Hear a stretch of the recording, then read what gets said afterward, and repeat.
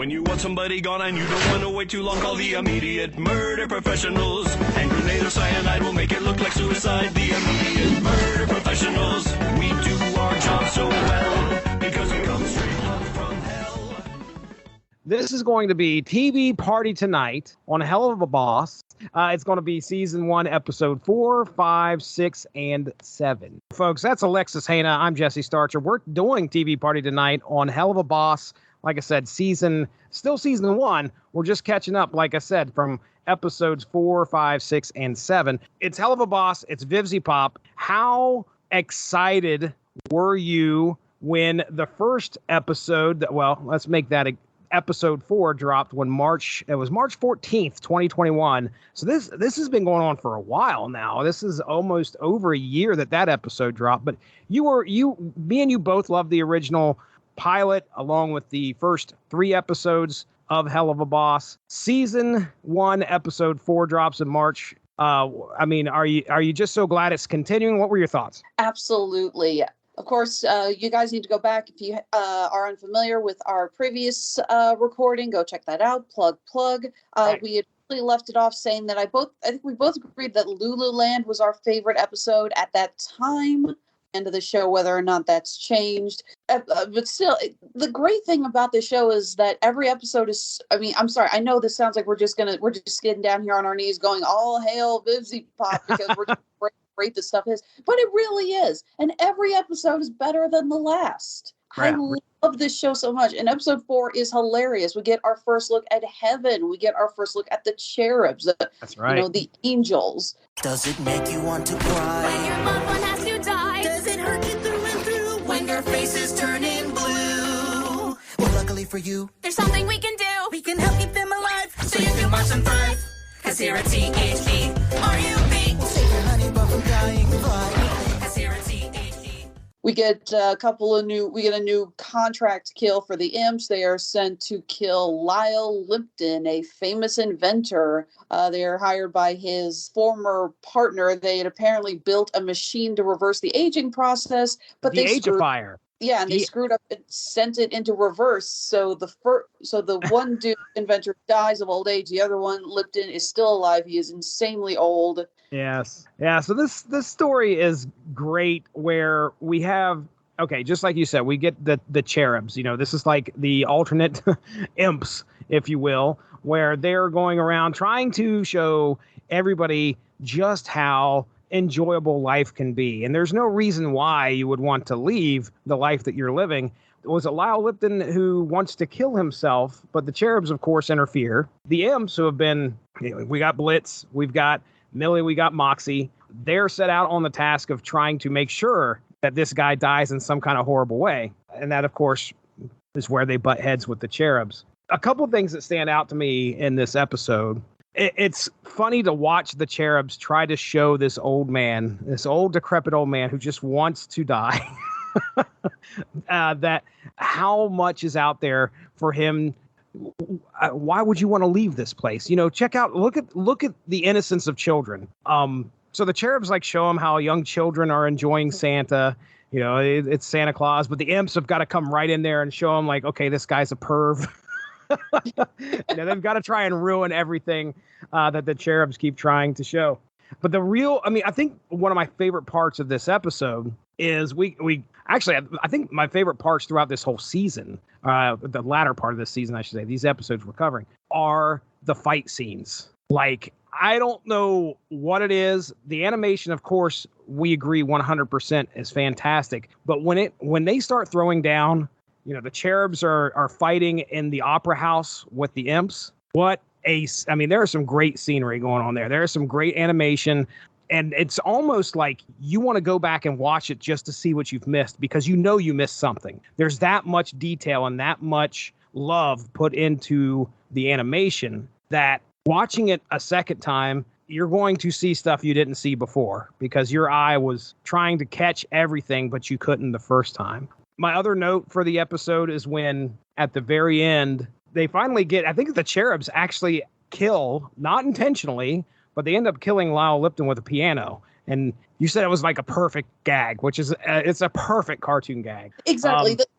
I mean, it is classic Looney Tunes, down to the fact that Lyle Lipton, he's killed by a falling piano, and we see his demon form in hell. He's got piano keys for teeth. This is classic Looney Tunes, Hanna-Barbera gag. You know, you saw Wile E. Coyote or Sylvester the Cat or Elmer Fudd get hit with a piano, and they'd always have piano keys for teeth, and they'd hit a couple of notes before they passed out. And the minute I saw, I'm like, oh my God, that's hilarious. Another thing I do bring up with the fight scene, also, this is something that doesn't get talked about a lot, I noticed, but not only how great the cinematography is on animating the fight scenes, but how good the music is. Although, admittedly, it does raise a question, because before that, the opera singer was dead, but now we have an opera singer in the background while they're fighting, so everyone's going, wait, I thought she was dead. But it's really cool. They've got this beautiful opera singer in the background. Just, I have absolutely no idea what she's singing, but it works so well with the fight choreography. And it just really stays with you. The music on this show cannot be talked about enough. It is very well done. It's also clear that VivziePop is a fan of musicals, considering not only how many Broadway stars she has gotten to perform on this show, but there's even a little gag in this episode that I love. You get the Cherubs showing Lipton the great outdoors and the wonder of nature, and the imps, of course, who still have not gotten those human disguises. Right. This time they're dressed as cats, and if you know anything about Broadway, you realize they're dressed specifically as Victoria, Mr. Mistopheles, and Rum Tug Tugger from the musical. No, I didn't notice that. That's great. Wow. I will say I am hoping that we do see more of heaven in this. We only get a few brief shots of it. It's very beautifully designed. Something about the curvature kind of reminds me of the designs that we saw in the Disney's Hercules. You know, it has a very Scarface feel to it. It's very lovely. A lot of pastels, very nicely done. I do love how insanely passive aggressive the cherubs are to each other. You get Eerie show, and it's like, yeah, no, you can't come back. Oh my God, that accent, that Minnesota accent. You know, that's VivziePop voicing Deary. Oh no, I didn't know that. That's great. Yeah, she's the one voicing the deer, telling her employees through the most passive aggressive. No. They gotta stay on Earth. You look at. I was paying attention to the design of the cherubs versus the imps. And of course, you know, it's heaven versus hell here. You're looking at something that's supposed to look sort of demonic versus the cherubs who, what do we have? Like one of them's like a lamb and the other one may be a goat. I don't know. Maybe there's a pony involved there. I don't have them in front of me now. I wish I did. But, you know, they're these cutesy, cuddly creatures, of course. The cherubs are definitely, and I'm starting to realize that I should have known this at the beginning, but we're definitely going to get some reappearances from some people. So I'm sure the cherubs have got to show up back. They got to show back up. You want them to anyway. I want this story to continue. I want them to be like so dejected and so upset the fact that they can't get back into heaven. They start figuring out a way to work with the imps in order to do something to get revenge or something. I don't know if that's how it's going to work, but I love the introduction of the cherubs here. It was pretty cool. I will admit, like I said, the fourth episode's good, but it is probably the least impactful, I would say, of the first season. I feel so horrible for saying that, because like I said, all of these episodes are so good and so much fun. But there are a lot of these episodes that are definitely focusing more on how they're going to build up for the plot. Right. In the second season, we're laying a lot of groundwork on things that are being built up, things that are being set up, characters that are returning. And while we do hope to see the cherubs in heaven again, I would say this episode is probably the one that has the least impact on the overall story. So yeah. Good, but yeah, it's got to, and unfortunately, just by that, it has to be at the bottom of the totem pole. Did we figure out what cherub stood for? They never said.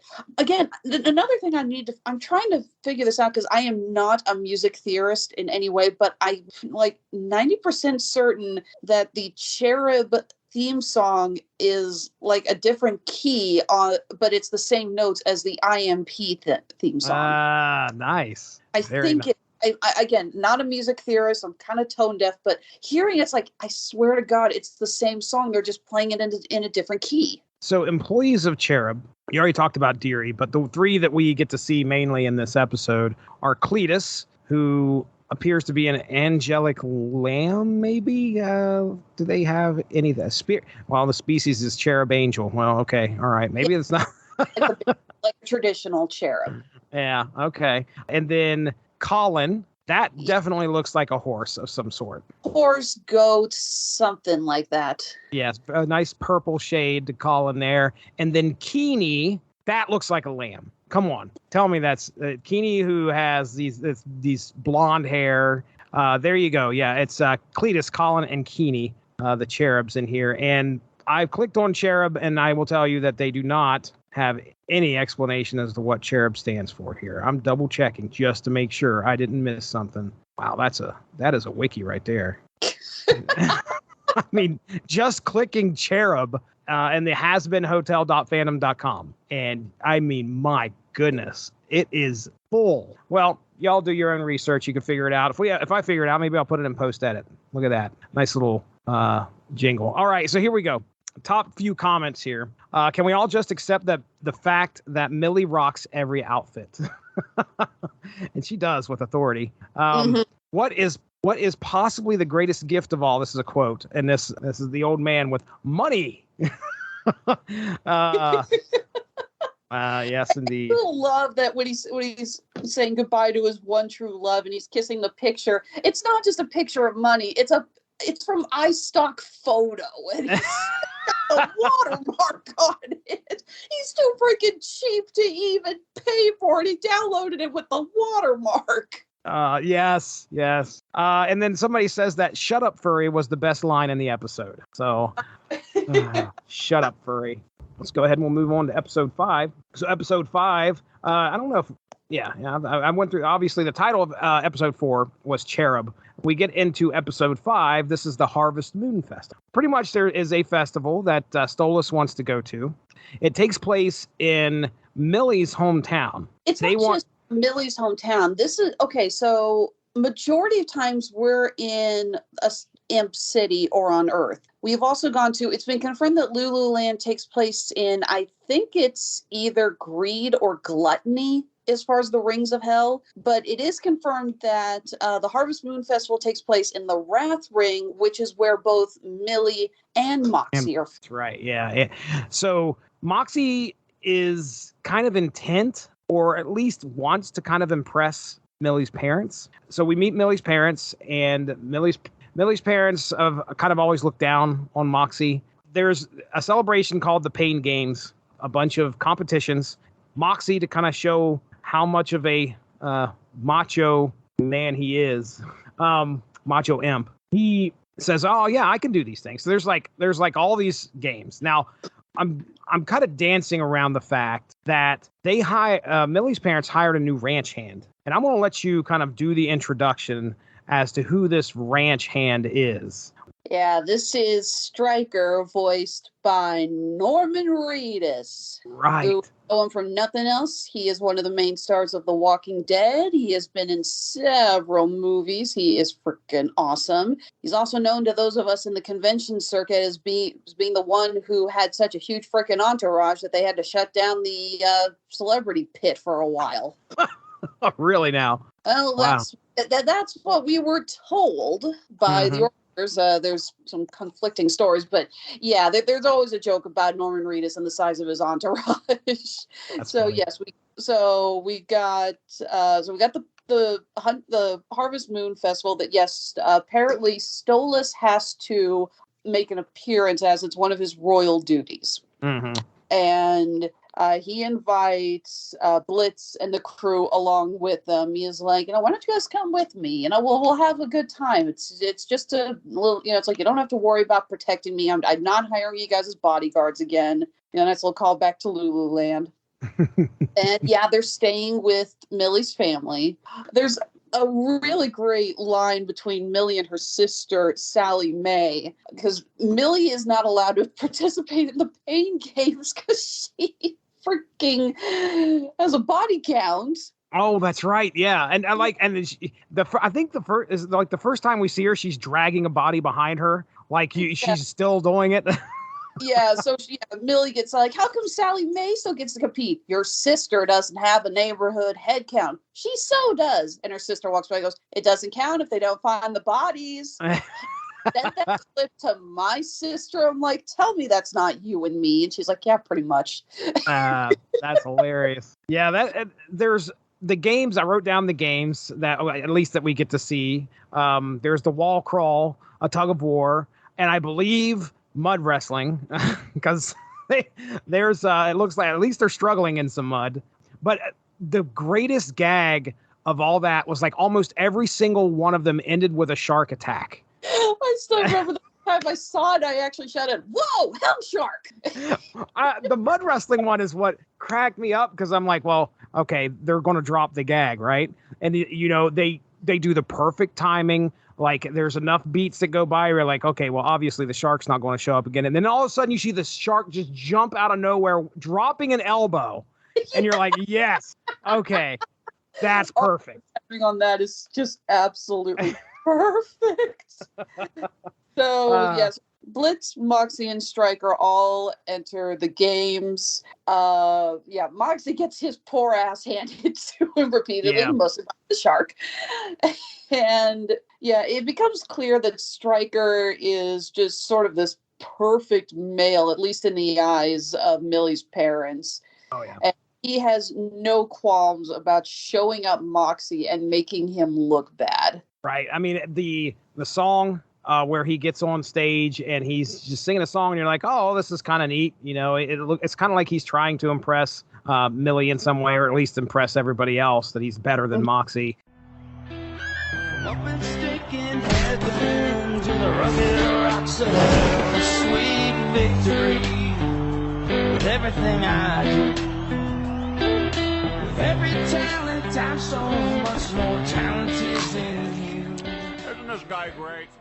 But then, you know, he like overtly says something along the lines of like, you know, fuck you, Moxie. And it's like, he has like you said, no qualms trying to show that he is the alpha now. And well, we find out some really interesting stuff about Stryker, because what you soon learn is that Stryker is actually trying to kill Stolas. You're wondering, like, oh God, once the imps find out, this is certainly going to go, you know, we're going to have ourselves a good fight on our hands. But what I love is, like, Stryker and Blitz kind of form this kinship throughout the episode. And when he finds out that he's going to kill Stolas, Blitz, like, at first you're like, what is he going to do? And then Stryker says, hey, why don't you join me? We could do these things. And Blitz looks like he's thinking about it. And then finally, I think it's Moxie who appears, who's finally had enough of Stryker's shit. And he shows up and Blitz is like, I've been waiting for you to get here. And then it all hits the fan. You kind of wonder about Blitz and if he cares for Stolas or if he's just his plaything, or vice versa, I should say. But there's definitely a physical relationship between the two, but you don't know if there's much of an emotional one, especially on Blitz's side of things. That kind of plays into that a little bit. This whole like, hey, why don't you join me? And then you're wondering like, well, Blitz, nothing can redeem Blitz if he allies himself with Stryker. But he wipes that all away in that 2 seconds. As soon as Moxie shows up and he's like, I've been waiting for you to get here, you're like, okay, this makes sense. At the end of this episode, we find out that Stryker was hired by Stolas' wife. Yeah. This is probably one of my favorite episodes of season 1. Firstly, there's a note that I didn't catch until, okay, I'm going to admit, I've watched each of these episodes at least 20 times. I will just put the whole season 1 on autoplay while I'm working in my office. When Stryker first comes down and they're talking about, it's like killing it's like killing someone in war. Moxie mentions something about how there have actually been, okay, so we have learned over the course of this season that Moxie's specialty is firearms. Mm-hmm. He is a perfect shot. He is really good with guns. And he makes a comment about angelic technology that was recovered in wars with heaven and used actually to develop new weapons on Hell's side. which is kind of an interesting play on how, we take technology from an opposing force and we adapt it into our own. There is something there. And the gun that Stryker is using is an angelic gun, because evidently it has to be something like that to kill demon royals. A regular pistol is not going to kill Stolas. It has to have more firepower. And I was like, holy crap, Moxie literally dropped a Chekhov's gun. Right. That does a great job of filling out the mythology of this universe. Granted, it makes complete sense for that to be something in order to harm a demon. This is Moxie's episode, in my opinion. We know that Moxie has a big heart, and it's shown in this episode how much he really, really loves Millie. I mean, he wants to make her family proud. He wants to make her proud. But when it's all said and done, Stryker is definitely a little more capable than Moxie. As a matter of fact, he ends up taking both of them prisoner and throwing them both down into a basement. And I think Millie ends up getting her leg stuck in a bear trap, and Moxie's got to try and go face Stryker on his own. But he heads up for a second about Millie's reaction when she finds Stryker attacking Moxie. Because, okay, a little bit of brilliant strategy on Moxie's behalf. He's stuck in a chokehold. He can't get out. He breaks a lamp in the room. He manages to break it, not because he knows it's not going to stop Stryker, but he knows Millie's going to hear it. And when the noise that woman makes when she starts stabbing Stryker, just that, I don't know how to describe it. It's like a high tone growl almost. It's creepy. It's unnerving. What is that noise? Right. Stryker, by the way, it doesn't mean his end here. Stryker is going to come back. He's the stinger at the end of this episode was him on the phone with Stryker's on the phone with Stella talking about this failed attempt. So we're pretty certain. As a matter of fact, did you see the trailer for next season, for season 2? Of course. Other thing I want to talk about with episode 5, though, and this is actually really important, is the character of Sally Mae, who was voiced by Morgana. I hope I'm pronouncing your last name right. Ingis. I'm not sure how to pronounce it. It's spelled Ignis. Morgana is trans, and if you actually look at Sally Mae, she's a trans character because all of the male imps have thick black and white stripes on their horns, and all of the female imps have black horns with thin white stripes. But that is really cool how they added that in with this awesome character. And again, Sally Mae is only on, she's only got like 4 lines in this whole episode. She's hilarious as hell. But the fan reaction to her has been so great. There's so much fan art of her, and people love that we have a trans character in the show. And I am so happy that Vivzie went around and included that, and that she has got such a positive reaction. And I do love the way Morgana delivers her lines. Just, when Moxie says he's going to enter the pain game, she just leans over to Millie and goes, "How pissed would you be if I voted on him, or if I bet on him dying?" That's such a great line. I love it. And again, it's just something about that whole, it's like, doesn't count if they don't find the bodies. Of like, again, that reminds me so much of something my sister and I would say to each other. That's great. I specifically took a picture of Stolas at the beginning of this episode because for some reason, and I don't know why, now that I look at it, I should have, I don't know why I didn't pick this up, but I thought he had a necklace on.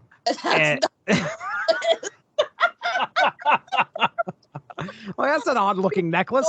Oh, that is a ball gag. Whoops. Funny stuff. Yeah, we don't see what he and Blitz were up to, but he was tied up with a ball gag. Right. We could probably figure this out. That's all I really had. I mean, I enjoyed the episode. I had a good time. It was, I think what spoke to me most about episode 5 was Moxie's heart and how much he loves Millie and the fact he'll do anything for her, basically. And that is a theme that we've talked about on our previous episode. We love this couple. It really is #couple goals. Couple right. relationship goals.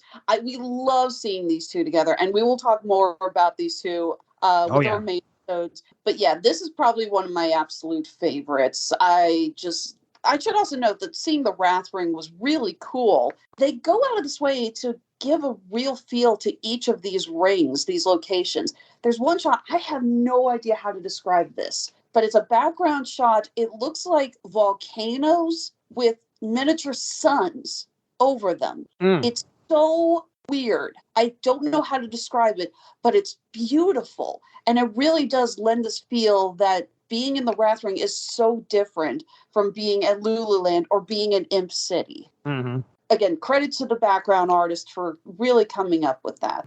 Top comments here. Millie is glad she caught the flower toss at her brother's wedding because then she got to marry Moxie, and that is just too cute. Oh, that's a great line. When she's got her arm broken, her legs in the freaking bear trap, and she's like, I got worse than this when I caught at my brother's wedding, but I caught the bouquet and it was worth it.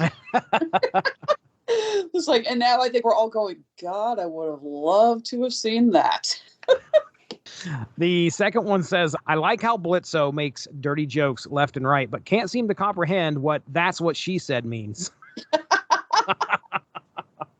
The next one says, how come nobody's talking about how fucking cool Stryker is? Even if he's the main antagonist of this episode, he's got to be one of my favorite enemies in this series so far. I would probably agree with that. I think that he is... who else has been an antagonist in this series? I assume we're... Had Fizz, we've had Verosica, that's right. I'm going to lean Stryker. I really like Stryker. I mean, he's just evil enough. He's kind of like, of course, he's got this machismo about him. I'll have to agree with that comment. So, fucking cool. The fan art that came out for him would definitely agree. I'm just going to say this. The speed that amazing fan art comes out for VivziePop's fans, people scare me sometimes.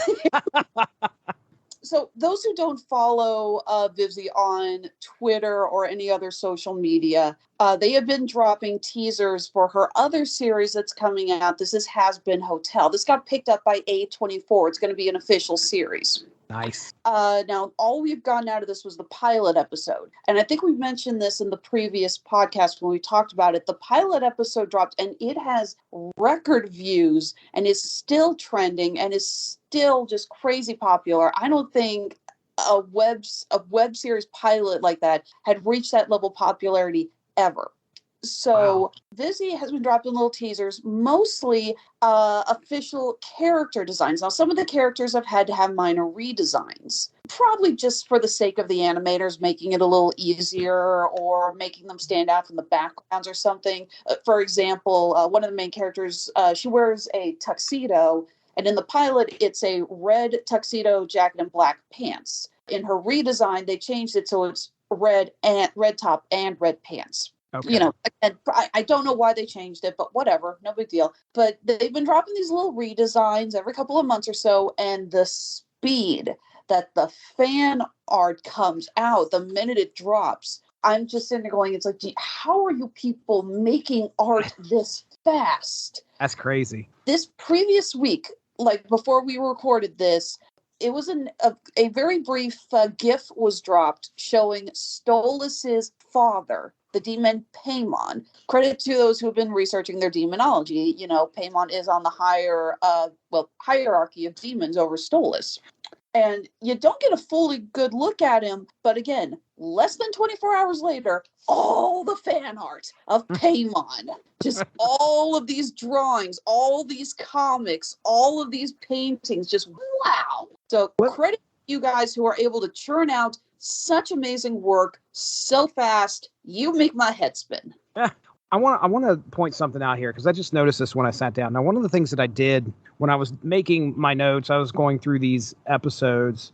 I created a document here so I could put my notes on it, just like any Google Doc. Well, one of the things I was doing was copying the title from YouTube along with the views and the date it was uploaded. Okay. So the episode that we were talking about, episode 5. Let's just look at that real quick. I created the document June 19th. So that is 5 days ago. Now, June 19th, we had a total of 24,531,513 views. Now, at this point in time, 24,608,000. So what that means is, quick math, that's about 70,000 views in 5 days, just on that one episode, on episode 5. Now, the point that I'm getting to is still a rabid fan base, still a lot of people who are, are watching this. Do you think it's like, I mean, it's got to be like social media word of mouth, right? Like how much people love this, they're telling others? Like, pretty much. It has to be. I mean, this isn't something that, I mean, I don't see this kind of thing getting talked about on TV, or maybe some. There are obviously going to be some articles in various news outlets about this. Social media is how I was introduced to it. I was introduced to it because somebody wrote on a convention vendors board in 2020 asking how many people were going to do Has Been Hotel and Helluva Boss cosplays before the shutdown started. And I was just like, well, I wonder what that is. And that's how I got into it. It's still continuously trending on Twitter, and it's still getting shared constantly. There's a ton of YouTubers who are reviewing episodes, discussing it. Oh my God, there are the amount of people who are just discussing theories that possibly come up in future episodes. Right. Well, let's go ahead. We'll get into episode 6 here. This is titled Truth Seekers. This dropped back in August of 2021. I like this one. I'm an X-Files guy. And now, granted, loose parallels here, trust me. But there is an organization that is, their sole purpose is to, I guess, right now, we'll just say confirmation of the demonic world, of hell. Because they're called the D.H.O.R.Ks. D.H.O.R.K. And I did have that listed as to what that meant. No, I did not. So anyway, this is an organization very much like a suit and tie, Men in Black type thing that is trying to go out and capture demons. And they end up getting Moxie and Blitz captured here. Now, this episode gets weird, and I think that's on purpose. And I might need you to kind of hold my hand and maybe explain to me some of the stuff that's going on. But we've got Moxie and Blitz who get captured by the D.H.O.R.Ks. The D.H.O.R.Ks then subject them to, I wouldn't call it torture, but they start gassing them. They get into an argument, and that doesn't go well for them. They get into, like, they're trying to interrogate them, I guess you'd say. It's hilarious that Blitz and Moxie are not phased. I mean, they're a little scared, but they know exactly how to screw back with these guys. Right. To the point that I used to love, what is it? Blitz says, it's like, look, we just woke up from a very bad shock, so why don't you do us a favor and get us some coffee? Moxie, what do you want? And Moxie goes, I want a Neapolitan cappuccino or cappuccino foam latte. It's just this crazy huge list of what he wants. Right. To the point that they actually wrote on Twitter, people, please don't ask your average barista for Moxie's order. Okay, we don't want to, torture these poor people. Oh, it's funny. Like, they're obviously turning the tables on their interrogators, and then the interrogators are like, oh, all right, screw this. And so they hit them with this gas that causes them to hallucinate. We get a good look at the inner goings on in Blitz and Moxie's mind. And if you have an interpretation of what happens, I'll do my best to kind of explain what we see. On Moxie's end of things, I mean, we first see Blitz singing to him, which we get another great pair of songs, if I remember correctly. It's either one song or two songs that happen here. While Moxie is trying to converse with Blitz, who's up by this large organ piano, and then Moxie starts singing. It just kind of goes from there. It's a truth serum that they get hit with, by the way. So but it's obviously doped up to truth serum because they are tripping. They are tripping. Blitz, on the other hand, do you have any idea what his vision was about? Because I remember, I felt kind of sad for him. It is really weird. Well, first of all, I think it's important to point out that Moxie's trip was actually animated by a different studio. It was called Chaos Emporium Incorporated. This episode got delayed due to working on this one, and Vivzie and the crew said, it's like, guys, we're trying something different with this episode, so we're sorry that it's taken so long to get out, blah blah blah. Because that whole sequence was, you can tell it was done by a different studio, and it's a different animation style. It almost has, I hate to say, like a Disney feel to it. It's very beautiful, but it's clearly different. Moxie and Blitz go through very different trips. Yeah, they do. Blitz is it is kind of bad. It's basically being forced to confront all of his insecurities. You hear things he sees a version of Moxie saying something to him. It's like, are you just rude to me so you'll scare me off? It's like, are you worried that eventually Millie and I will take off and leave you? He sees versions of Stryker, Fizzarelli, and Verosica.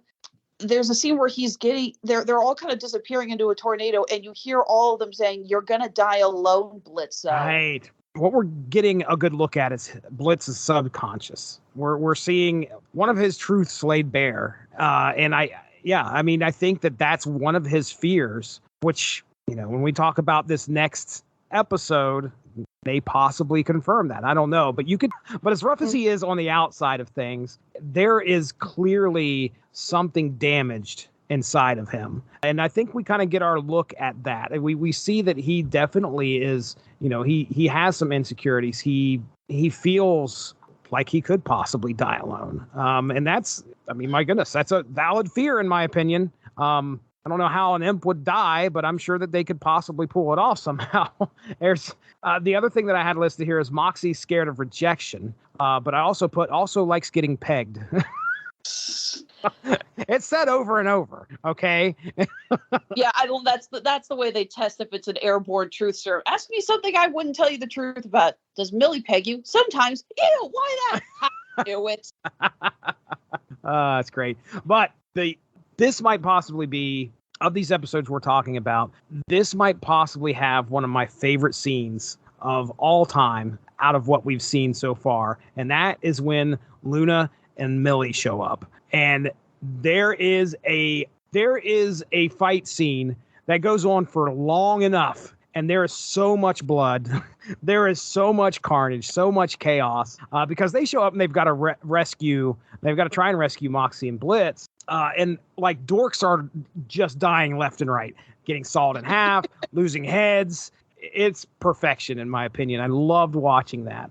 The dorks, all they want is just confirmation that hell exists. And boy, do they get it. What'd you think about Stolas showing up here at the end? That entrance is going down as one of my absolute favorite moments in the series. I still remember when that came out, I was working a convention. I saw that it was announced on Twitter and Facebook. I'm like, nope, I'm not going to look at it. I'm going to wait till I get home so Andre and I can watch it together. So you get the scene. They kill as many dorks as they can, and they say they're going to get out of there. But the first two agents who on the credits are, by the way, listed as Agent 1 and Agent 2, managed to trigger a last-minute trap to hold them in. And they're also flashing a red light inside. So Moxie tells Luna she's brought the book with them, the book that Stolas has loaned them to get in and out of the human world. But because of the light, she can't read the spell.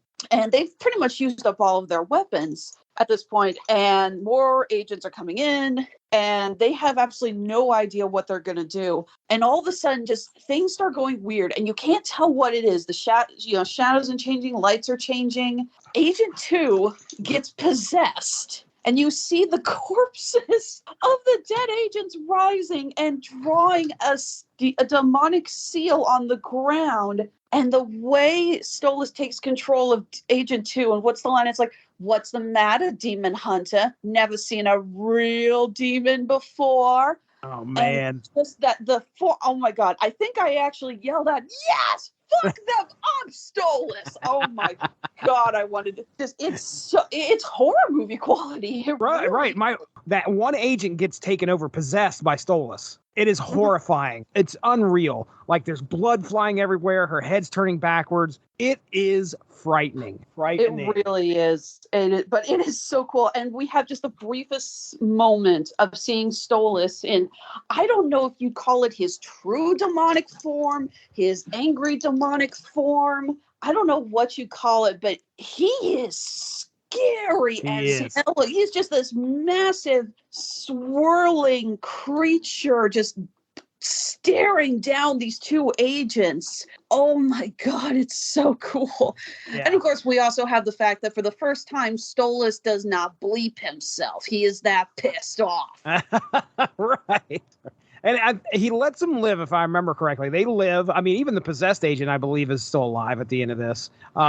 He says it's like, luckily for you, no one's going to believe them because these people are seen as kooks. Right. So they leave, the imps and Stolas leave, but they set this up. I love this at the end because it makes it feel like, okay, these guys may be coming back. We may have something may happen, but everything's caught on camera, if I remember correctly. Like at the end of this, everything is caught on camera and they've got their proof now that hell is real.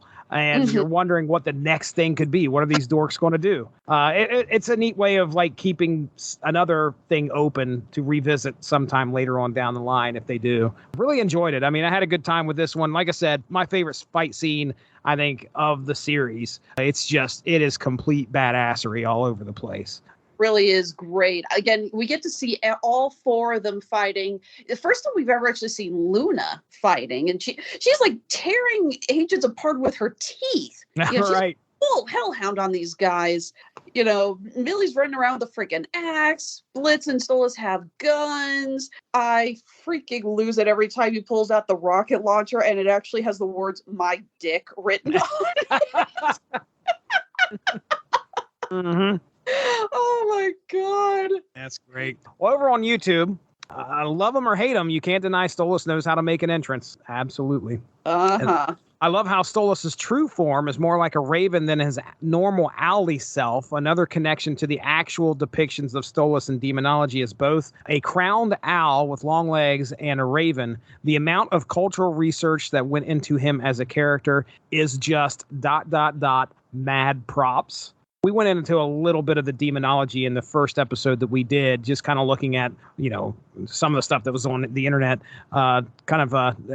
inform us of who these characters are based off of. They do their research. They know what they're doing. And next one says, I love how Luna can't read in the red emergency light. While dogs actually can see red in a sense, it's much weaker than our own. That in a setting like that, she'd be effectively blind.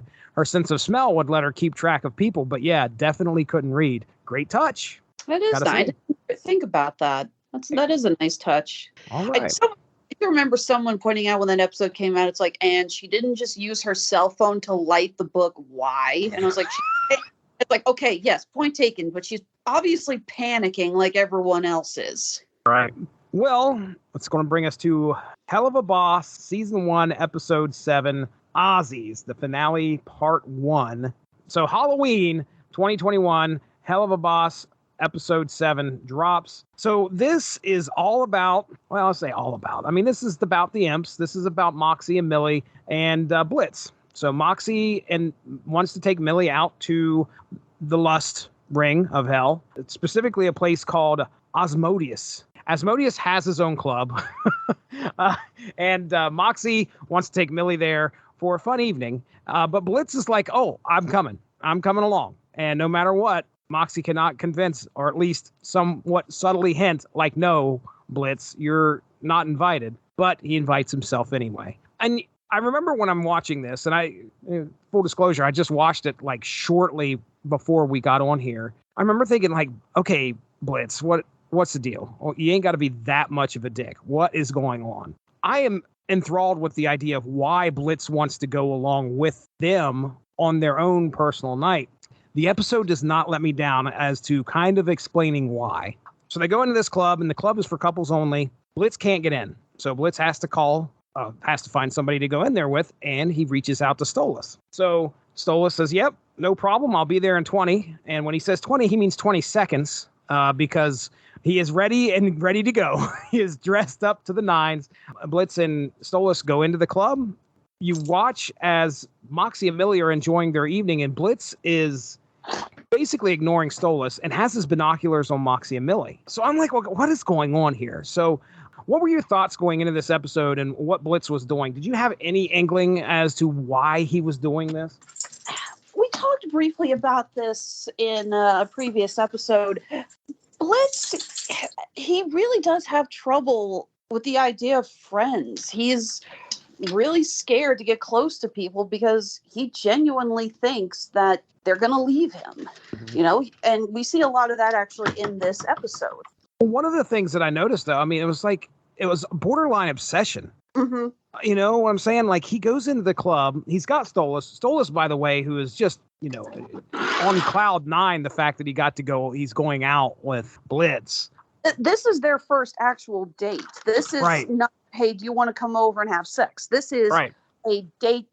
This is actually a nice touch. But when we see Stolas in his palace having cereal for dinner, how depressing. Lucky Charms. Yeah, I'm sitting there. I'm like, that's definitely Lucky Charms. Mm-hmm. And he's watching a soap opera. The character he's watching has black hair with a white streak in her hair. When he gets done up, he adds a white streak into his hair. Oh, wow. I was like, I did not catch that the first time I saw it. I was like, oh my God, he's emulating the soap opera star that he was watching. Name of the soap opera was Hella Novella. Because of course it was. Of course. This episode also brings in an interesting fact that I don't think that, while Blitz is clearly not emotionally ready for them to have an actual relationship, Stolas isn't either, because it's clear it's not okay. So we don't know a lot about the hierarchy in hell, other than, Lucifer is king and Stolas is a prince. But it seems pretty clear that Asmodeus is either on the same level as Stolas or he's higher. Right. Because he outs Stolas. He's like, in the middle of the club, he's like, Stolas, are you actually dating an imp? And Stolas is freaked out and he is embarrassed and scared. Right. And that's also clearly hurting Blitz. It's evident that he was kind of hoping that Stolas was going to stand up for him, and he didn't. Yeah. Let's talk about Asmodeus here real quick. So Moxie set up this whole night so he could go on stage in this lust club to perform a song for Millie. I love you more than the brimstone loves the fire, more than the Elsa loves her bub, more than a maggot loves gangrenous stubs. You make my spirit sing. Yeah, you make me glad I live in hell. Our love is a story sweet. And it is by far, of course, the most genuine, heartfelt song about love you could get from these guys. At that point, Asmodeus shows up, and he is very, very upset about the fact that this is not a real raunchy song about, getting it on, and it's happening on stage in his club. So he shows up and he does this whole song about it's got to be about lust. You want to hang around this lustful town? Ditch the lovey-dovey before we knock you around. Here we sing about wants and desire. Depravity, savagery, loin hotter than fire. So give me a thrust. Moxie, of course, gets the opportunity to get in there and finish his song, and they're like, all right, how are you going to lust it up? And of course he doesn't. He finishes the song out, and of course it's the most lovely song ever. By the end of it, Moxie and Millie are being lifted towards the ceiling in this club on this pedestal or whatever, and they're kissing. It's beautiful. It's absolutely beautiful, and it's wonderful. When Stolas and Blitz leave, Blitz is like, you know what, let's get out of here. And Stolas is like, okay, let's go. They're walking out, and that's where somebody pointed out to me that Stolas is embarrassed because he's almost like hiding his face so Asmodeus doesn't see him as he's walking by him. You feel for both of these people. You kind of want them to have something with each other. You want Blitz and you want Stolas to have something with each other, but a lot of things are working against them. Number one, themselves, and number two, also it looks like society is going to have something to say about their relationship as well. The sense that I got was like Blitz is really, I talked about him being obsessive. He's got the binoculars out. He's watching Moxie and Millie. Like he had to go with them on this date. Mm-hmm. And I think he just wants in some fashion what they have, but he has no idea how to get it. That's my take on it. So staying close to them is basically the only way he can experience it. Yeah, like that's the only way that he knows. And it's almost like, okay, is he watching so he could learn how to get what they have? Or is it, the boundaries thing? Is it the fact that he doesn't want to be away from them because he might miss what they're having in some way? He does not want to miss anything. It's really sad. And I mean, when you realize that, and then you watch what happens when he goes home, that is heartbreaking. Yeah, if you don't get a little choked up at the end of this episode, then you clearly don't have a soul. And I realize the irony in discussing the show and saying that. But Right. yeah, they go. So he drops Stolas back off at his palace, and he mentions that his daughter Octavia is with Stella. To which I'm going to take a wild guess that Stella has moved out of the palace. Mm-hmm. Not confirmed, but the way he says that, I'm assuming so. Plus the fact that he's alone in his palace having Lucky Charms for dinner just screams, my wife and kid are gone. Yeah, I am alone. They've left me. Yeah, and he invites Blitz in, and Blitz is like, I'm not in the mood for sex. And Stolas is like, well, let's watch a movie. Let's just sit on the couch and talk or cuddle.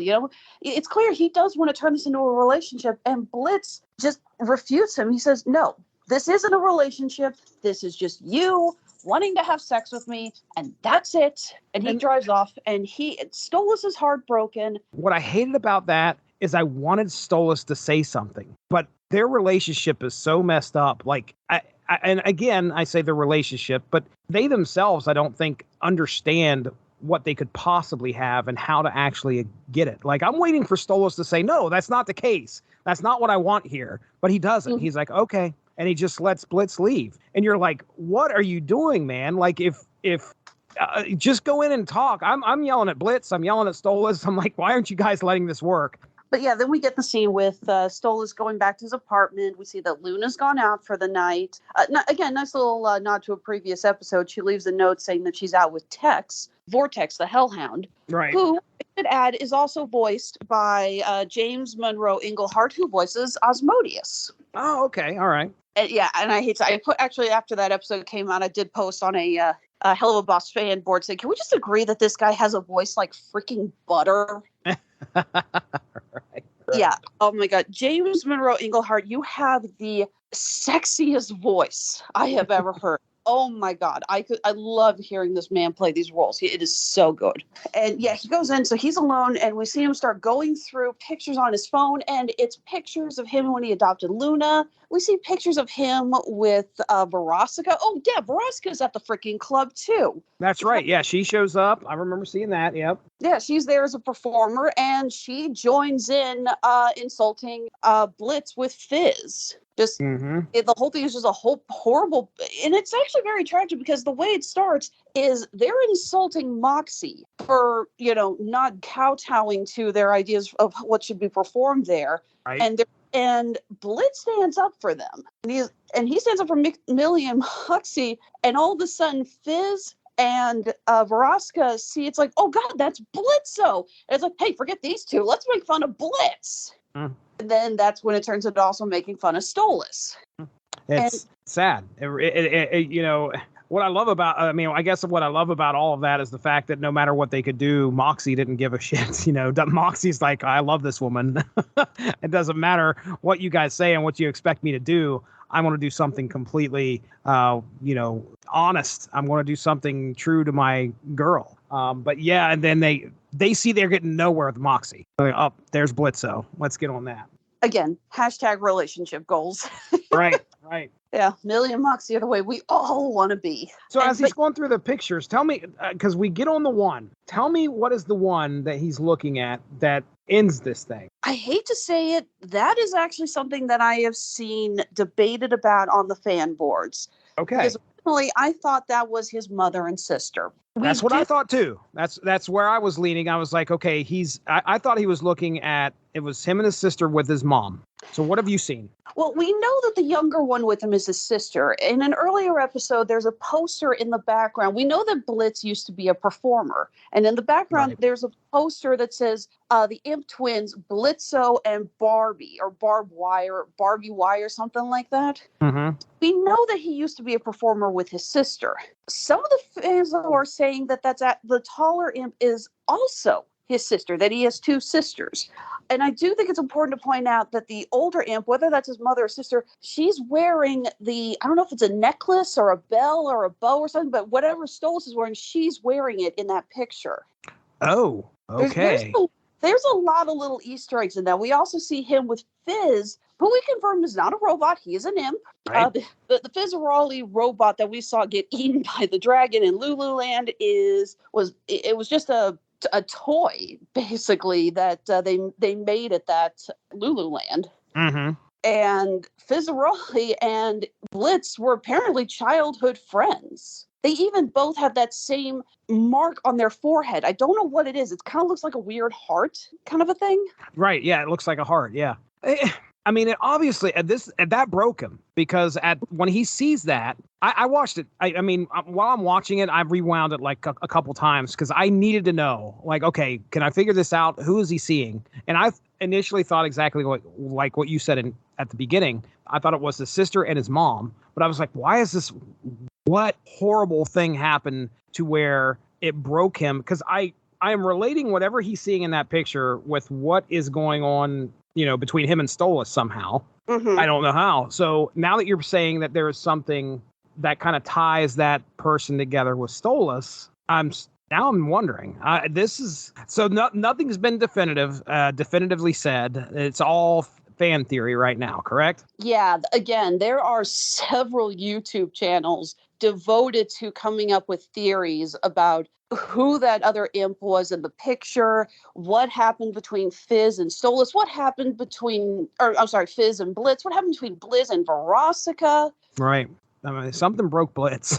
We're going to find out what it is, I assume. But I feel like the clues are here to kind of show us that there was something that happened in his past that makes him as self-defeating. That's probably not the best word. He works against himself a lot of times. He just can't get over that. And there's a lot to be said about mental health with that. It's an important element to have in your series and kind of examine sometimes with characters. And I feel like that's going to be happening with Blitz. Like, we are going to be trying to find out or try to understand why he is the way that he is. And I hope that we get more of it for sure. Well, once again, we get another look at another ring. This time we're in the Lust Ring. And again, they do a really great job giving it a unique atmosphere. I love the blue lighting. I love all the neon. And I love the design of Asmodeus. Even just all the little background images. Again, this is a Lust club for couples. And you see some pretty interesting thing going on at some of the tables around. Oh, I wasn't paying attention. I should have been paying attention. Oh, my goodness. Yeah, there's at least one where there's an imp under the table, and there's with a very bizarre look on his face. I'm looking at like some drawings of Asmodeus right now, the historical, I guess, depictions of Asmodeus. I wondered why when I was looking at this, or when I was looking at the animated, the Helluva Boss version, it looked like there was one main like head. And then there were like these two astral, like kind of spirit heads on each side. That's and right. Sure. Asmodeus has 3 heads in the traditional Ars-Goetia images. Exactly. Yeah, that's what I was pulling up here. That makes complete sense now. Doing something with 3 heads, it's very hard to not turn that into a Zaphod Beeblebrox comedy bit. So Right. having it something like that, like he's almost got his own backup singers, is kind of a nice touch. So credit for how they were able to do that. Yeah. Also, it looks so different from how we've seen any other demons on this show. He really leaves an impression. The fact that his head it almost seems to be like, at first you think it's a mane of like fur or feathers. It's Right. fire. It's a mane of blue fire. Took me a few seconds I should say a few seconds. It probably took me like by the second verse of this song. I was like, oh, again, a great way of bringing the lore into the story. They definitely do a great job of spinning it to where it fits. And again, not only just James Monroe Englehart, but also we get Alex Brightman back as Fizz. I mentioned this in the previous video. Brightman originated the role of Beetlejuice on Broadway, and he's got such a fun voice. I love the little bit when he's pretending to play trumpet for Ozzy while he's singing. I just got to add my favorite line from that episode. Okay, keep that guy far away from me. He's sitting there talking into that flower on his chest. Yeah, Yes. that was great. It's like, I have 4 of them. Just like the look on his face, like, oh God, it's one of those people.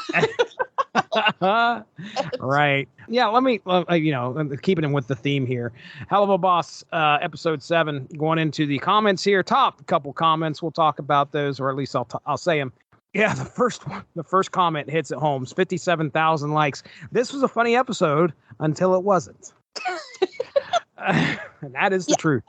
Very, very much. I don't think anyone thought this was going to be such an emotional whiplash. I mean, this was actually, it's kind of funny that the point of the plot of this is that it's Millie and Moxie's 1-year anniversary, because this was released on the 1-year anniversary that the first, not the pilot, but the first episode of Helluva Boss came out. Oh, that's right. Mm-hmm. The fact Stolas was so excited just to be shut down breaks my heart. And yeah, I've already talked about that. You just wanted something to work out there. Third comment here. I don't know how I just now noticed this, but this is the one thing that I actually said. I don't know how I just noticed this, but when Stolas says I can be ready in 20, he gets to Aussies after 20 seconds. So yes, he got ready in a hurry. So also credit to the animation department for Stolas' cape. It's got a masking effect on it, so it looks like he has moving stars. Right. I had that listed on my notes here. Like his starry cape was, I mean, he's just sitting there, but it looks amazing because the stars are moving in his cape, which it just brings this great depth to what you're seeing on there. It also is interesting because if you know the Osgoisha, Stolas was a teacher of astronomy. That's why we see in the first episode when he's in the bath and you see all the constellations around him. So it's a very fitting touch. Nice, very nice. Believe it or not, this fourth comment actually is going to help us transition into what's coming next. This comment says, to everyone who is asking, episode 8 is being skipped and they are moving on to season 2 because they have been struggling with problems out of their control, like legal stuff.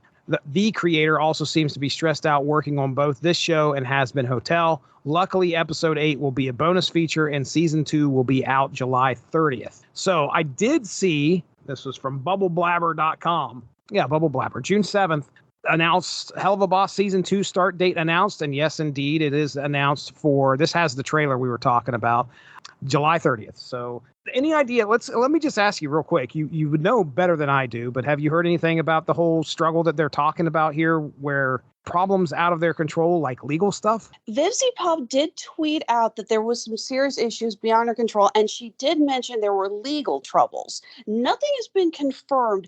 I will say this, Vivzie does a very good job of not overloading people with information on her tweets. She's not giving out a lot of details, so I am going strictly off of the rumor mobile here. Right.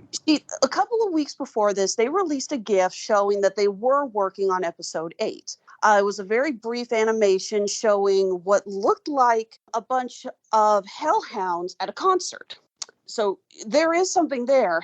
There is a fan speculation that goes back to one of Vivzie's earliest animations. I don't know if you've had a chance to really go through her YouTube channel or much since the last time that we spoke. But one of her earliest animations was, and it was a cartoon that she did to a Kesha song with it was basically like a hellhound singing and dancing to the music. Okay. A lot of fans are speculating that we were actually going to see characters, specifically Luna, at a concert, and they were going to reuse that music. Oh, okay. Either way, it does seem like the legal, again, purely rumor mobile, but the biggest thing people are saying is that whatever song they wanted to use in the concert, they got removed. It basically, they got a cease and desist. Probably got. Unfortunately, that's just the way when it comes to music and music rights. That stuff is, protected pretty heavily. So, that would, and if you built that animation completely around that song, good luck trying to find something else to kind of, fit in there. You're not going to. You may have to redo a whole bunch of other stuff. Exactly. And there is also the fact that, yes, Has Been Hotel, again, she's been releasing the looks at the characters from Has Been Hotel. This year we've seen Charlie, Alistair, Vaggie, and Angel Dust. We've seen their new character design, so she's clearly very involved in that. And she can't give a lot of details on that either because obviously she is under a, what do you call it when you're under a contract? You can't reveal details of an upcoming project. Is that NDA? Yeah, a non-disclosure agreement. Yeah, right. So yeah, she's clearly under an NDA about that because it's not in her hands. It's in A24's hands. Right. So I do feel bad that we have most of Vivzie's fans are incredibly understanding. They've got her back. They love her work. They know what she's going through. But there's still a lot of them who are frankly jerks. I've seen a ton of comments about the last episode was released on Halloween. It's summer. Where's the episode? And I've actually commented on there a few times like, oh, you want the episode to get faster? Go to the C.H.E.R.U.Bs site and buy the merchandise. Right. Support this. I mean, Helluva Boss is completely self-funded by Vivzie and her team. All of the merchandise that is sold through C.H.E.R.U.Bs goes to help make new episodes. I bought a t-shirt and I have a pin that's going on my lucky jacket that says, I'd rather be at Lululand. Nice. Very nice. Yeah, I mean, these people are getting these episodes for free. This is YouTube, folks. I mean, and look at the animation style, okay? This is amazing. And it's good that Has Been Hotel got picked up by something that could possibly turn this into a money-making venture. Clearly, I mean, you got your merch, but primarily the way you want to try and support the animator series. That's how you want to support VivziePop, because it takes a lot of love, it takes a lot of time, and a lot of effort to put these are 20 minutes.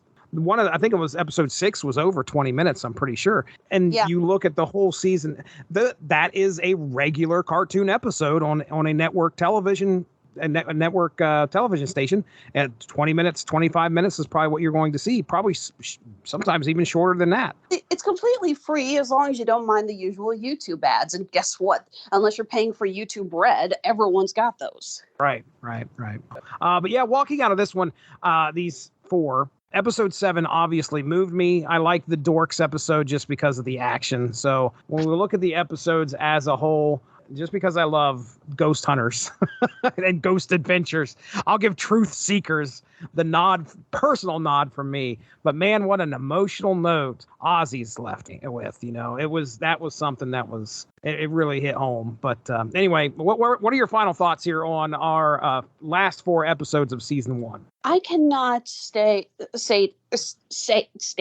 tried to say and state at the same time. It came out into another word. How much I love VivziePop's work. Helluva Boss is easily my favorite series. I have watched these episodes so many times. I've watched reviews of these episodes so many times. I have like 3 reviewers who talk about this show. I have one who discusses how when you actually look at the YouTube algorithm and what it looks for, Helluva Boss should not be succeeding, but it is. And that's just a nod of how incredibly popular it is and how good it is. It's kind of like that discussion when Coldplay first came onto the scene, and there was a lot of backlash against them because they had sold out and they were, really getting a lot of mainstream attention. And everyone's like, well, then why do we like them so much? It's like, because they're that good. Right. Well, this has been fun, Alexis. I guess, season 2 drops, first episode, July 30th. I don't know when we'll be getting back together. Hopefully it won't take us too long to do that. But, to talk some more Helluva Boss, I guess we'll go ahead and get into plugs. This has been a lot of fun. I hope everybody gets out there. Absolutely go support VivziePop. Go check out the videos. Lot of great content on that website, on the YouTube channel, especially. But what was the name of the, you said something shark. What was it called? C.H.E.R.U.Bs is a merchandise website that a lot of fandoms go through. All of VivziePop's work can be found on there. They have t-shirts, pins, plushies. They have the Stolas book as a notebook. You can get it lined or unlined. It's really cool. Wow. Someone posted a picture today. They were dressed as, I think it was Angel Dust from Has Been Hotel, and they got to meet Brandon Rogers, voice of Blitz. And they got him to autograph their copy of the book. And let's see if you remember this line, because he autographed it with, "The fuck is insurance?" Oh, that's awesome. That is really cool. That was great. But yes, there's a lot of really great stuff on there. Beautiful pins, a lot of them limited edition. They have play mats. They have standees. I think they have puzzles. Oh, wow. So if I cannot stress enough, go support her, because all of the money that is made from selling the merchandise is funneled back into making these episodes. This isn't one of those and 90% goes off to the CEOs kind of thing. No, the more you people buy, the faster the episodes will come out. That's right. That's right. Well, speaking of support, why don't we go ahead and get into plugs ourselves here? Why don't you let everybody know, I guess, number one, if you're on the Radulich and Broadcasting Network or other networks, let the people know where they can find you, and definitely let the people know where they can support you. Alexis, Hejna, go for it. All right. Well, yes, I am contributing to the Radulich and Broadcasting Network and also MCU's Bleeding Edge. We just did a review not too long ago talking about the live-action Chip and Dale Rescue Rangers movie and the new Pixar film Lightyear. That was me, Mark Radulich, and Robert Winfrey. Well, Robert Winfrey's voice, his webcam apparently finally shot itself. Yep. So he was joined us for audio only. So there's that. We're going to have a couple more shows coming up here pretty soon. Not too many, though, because July is a little on the busy side for me with the company, well, I should say the plug that actually pays my bills. And that is Rose Creations, where fashion meets fandom at the intersection of geek and chic, purveyors of game geek jewelry. Like I mentioned, we just did a couple of conventions. We just wrapped one up in Hutchinson, Kansas, a.k.a. the official Smallville. A lot of fun out there, and we are almost ready to head down for 2 shows in Texas. We're going to be heading to the Greater Austin Comic-Con and Comic Palooza in Houston. We've done Austin a couple of times. Love it. This is our first time doing Comic Palooza in Houston. I just found out that the actor who plays Homelander in The Boys is going to be a guest there. I am really excited about this. Oh, yeah. It'll be a good time. Of course, you can always find us on our shops on Etsy and Handmade at Amazon. You can follow us on Facebook, Instagram, and Twitter. Oh, and apparently I now need to start plugging Pinterest. We're also on Pinterest. Oh, okay. All right. Good enough. But yeah, that is Honeysuckle Rose Creations, the intersection of geek and chic. Fantastic. Well, I have my own source material comics feed. Mark Radulich calls me Mr. Big Time because I went and got my own feed. Listen, I've been putting all sorts of episodes over there, trying to keep it at 1 a week. A lot of times you'll either hear me on Source Material, which is my own show, where we talk about, it's just like a book club for comics. We are going to be recording it's going to be me, Alexis, and Benjamin J. Colon are going to be recording our thoughts on the TMNT, The Last Ronin. So keep an eye out for that. That should be dropping here pretty soon. I do have some fun episodes over there where I did some solo stuff talking about Count Duckula. I've got one in the can for Bayou Billy. There was a Archie series on the Nintendo Entertainment System game Bayou Billy. And it was 5 issues, believe it or not. But I've only did the first the first issue. Also talked Mad Balls #1.